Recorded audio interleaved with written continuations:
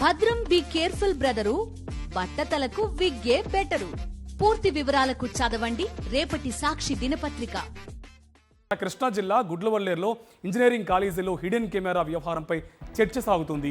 నిందితులపై చర్యలు తీసుకోవాల్సిందని పట్టుబడుతున్నారు విద్యార్థులు. ఇవాళ కూడా ఆందోళనలకు సిద్ధమవుతున్నారు. మరోవైపు విద్యార్థులకు సంఘీభావం తెలియజేయడానికి వైఎస్ఆర్సీపీ మహిళా నేతలు కూడా ఇవాళ కాలేజీ వద్దకు వెళ్లనున్నారు. మరోవైపు కాలేజీలోకి వెళ్లకుండా ఉండేందుకు పోలీసులు ఆంక్షలు విధించారు.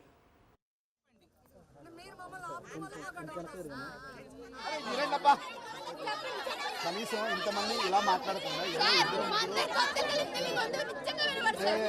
వస్తున్నారు, కలెక్టర్ గారు ఎస్పీ గారు వస్తున్నారు, ఎవరైనా ఎక్స్ప్లెయిన్ చేయడానికి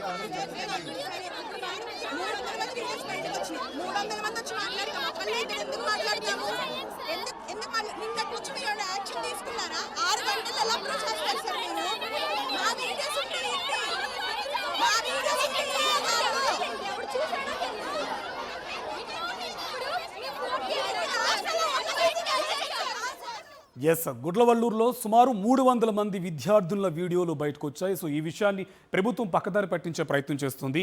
మా కరెస్పాండెంట్ సురేంద్రని అడిగి మరింత సమాచారం తెలుసుకునే ప్రయత్నం చేద్దాం. సురేంద్ర, ప్రభుత్వం ఈ విషయాన్ని పక్కదారి పట్టించేందుకు ప్రయత్నిస్తుంది. ఇవాళ వైఎస్ఆర్సీపీ మహిళా నేతలు కూడా కాలేజ్ వద్దకు వెళ్ళబోతున్నారు. డీటెయిల్స్ ఏంటి? కార్తీక్, గుడ్లవల్లేరుకి సంబంధించి దాదాపు 300 మంది అమ్మాయిల వీడియోలు హిడెన్ కెమెరాలో చిత్రీకరించారని చెప్పి ఆరోపణలు వచ్చాయి. అర్ధరాత్రి పూట, అంటే అర్ధరాత్రి 12 గంటల నుంచి తెల్లవారుజామున 3:30 వరకు కూడా పూర్తిగా విద్యార్థులంతా, హాస్టల్ విద్యార్థులంతా బయటకు వచ్చారు, ఆందోళన చేశారు. ఇది పెద్ద ఇష్యూ అయిన పరిస్థితి. అయితే దీన్ని పూర్తిగా ప్రభుత్వం పక్కదారి పట్టించే ఒక ప్రయత్నం చేస్తుంది.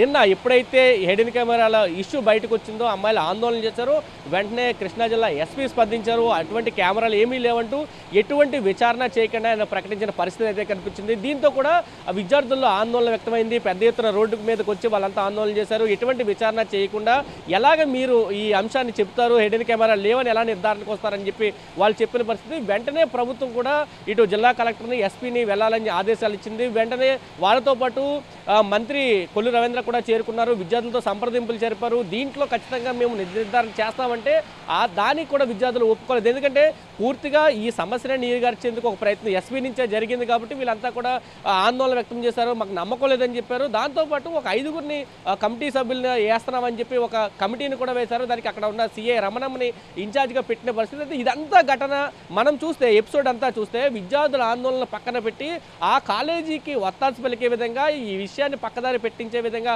ప్రభుత్వం చర్యలు తీసుకుంటుందని తెలుస్తుంది. ఎందుకంటే ఆ టైంలో విద్యార్థులకు సంఘీభావం వెళ్ళిన వైఎస్ఆర్సీపీ నేతల్ని, ఇతర పార్టీలకు సంబంధించిన నేతల్ని, విద్యార్థి సంఘాల నేతల్ని ఎవరిని కూడా లోపలికి వెళ్లకుండా ఇటు పోలీసు అధికారులు అడ్డుకున్నారు, అటు కాలేజీ యాజమాన్యం అడ్డుకున్న పరిస్థితి అయితే కనిపిస్తుంది. నిన్న రాత్రి కూడా కొంత ఆందోళన జరిగిన పరిస్థితి. ఎవరైతే సపోర్ట్గా వచ్చారో వాళ్ళని ఎందుకు రానివ్వట్లేదని చెప్పిన పరిస్థితి మనం చూసాం. మహిళా కమిషన్ గజ్జల లక్ష్మి కూడా మాట్లాడారు.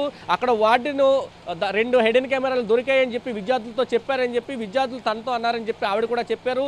అక్కడ బాధిత విద్యార్థులతో మాట్లాడిన పరిస్థితి. దీని మీద సుమోటోగానే కేసుని స్వీకరిస్తామంటూ కూడా ఆవిడ చెప్పిన పరిస్థితి కనిపించింది.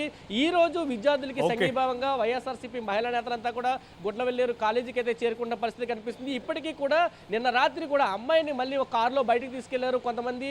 అది కాలేజీకి సంబంధించిన కారులో బయటకు తీసుకెళ్లి మళ్ళీ తీసుకొచ్చి దింపారు. దీంతో కూడా విద్యార్థుల ఆందోళన కొనసాగుతున్న పరిస్థితి కనిపిస్తుంది. అయితే ఈ అన్నింటినీ పక్కదారి పట్టించడం కోసం 2 రోజులు కాలేజీకి సెలవులు ఇచ్చారు.